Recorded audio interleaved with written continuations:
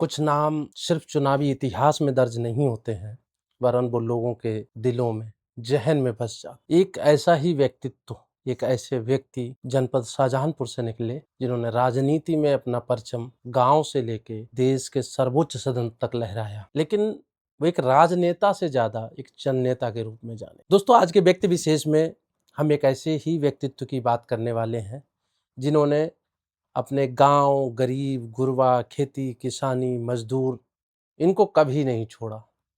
अंत समय तक इनके साथ जुड़े रहे और राजनीति भी करते रहे। आज के इस एपिसोड में हम याद करेंगे उनके संघर्ष को, उनकी विरासत को, उनके द्वारा किए गए कार्यों को, जो वो शाहजहानपुर जनपद और पूरे प्रदेश के बीच छोड़ कर गए। तो चलिए शुरू करते हैं आज का एपिसोड व्यक्ति विशेष। 29 जुलाई 1950 को शाहजहानपुर जनपद की तहसील पड़ती है जलालाबाद, और उस जलालाबाद तहसील के अंदर एक गांव पड़ता है हार गुरैया। इसी गांव के एक मेहनतकश किसान रोहन सिंह के घर पैदा हुआ एक लड़का, नाम रखा गया राम मूर्ति, जो कि भविष्य में राम मूर्ति सिंह वर्मा के नाम से जाने। वो लड़का जिसने शुरुआती पढ़ाई अपने गांव और उच्च शिक्षा प्राप्त की।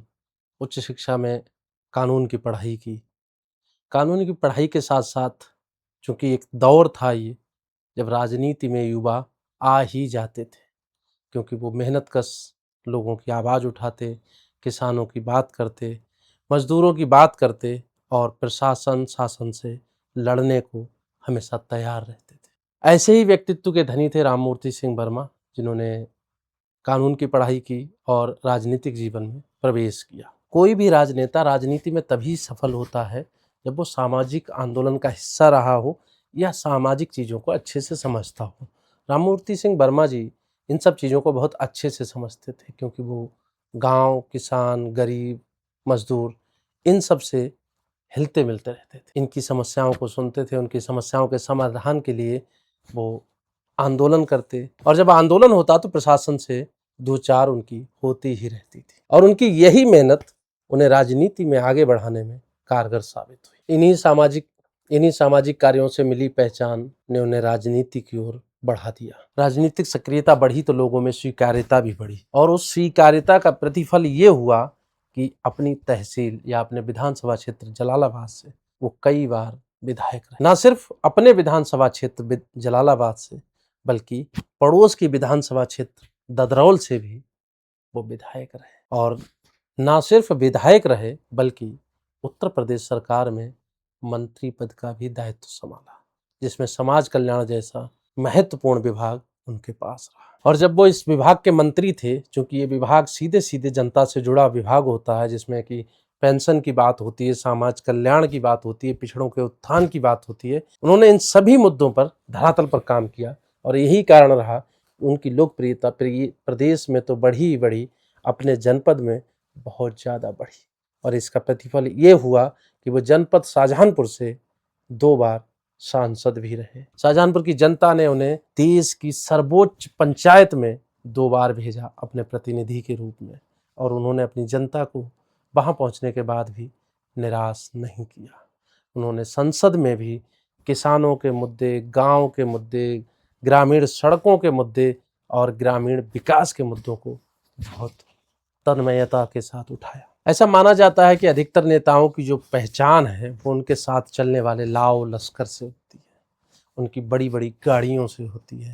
लेकिन राम मूर्ति सिंह वर्मा जी एक ऐसे नेता थे, एक ऐसे जन नेता थे, जिनकी पहचान हमेशा खुले रहने वाले उनके दरवाजों से हो। क्षेत्र का कोई भी व्यक्ति किसी भी समय उनके पास पहुंच सकता था, अपनी समस्या बताता और समाधान लेकर ही लौटता था। ये उनकी ऐसी छवि थी जो नेता बनने की शुरुआत से लेकर उनके जीवन के अंतिम समय तक बनी रही। अगर हम विकास की बात करें तो उनकी सोच में हमेशा गांव था। गांव के विकास की बात, ग्रामीण मुद्दों की बात, ग्रामीण सड़कों की बात, गांव में शिक्षा की बात, गांव में रोजगार की बात, ये मुद्दे हमेशा उनकी प्राथमिकता में बने रहे। क्योंकि उनका हमेशा मानना रहा, यदि गांव मजबूत है तभी प्रदेश मजबूत होगा, और जब प्रदेश मजबूत होगा तो देश मजबूत होगा। राजनीति में इतने ऊंचे स्तर तक पहुंचने के बावजूद वर्मा जी के अंदर एक सादगी झलकती थी। वो खुद लोगों के बीच सहजता से बैठते थे, और लोग भी सहज रहते थे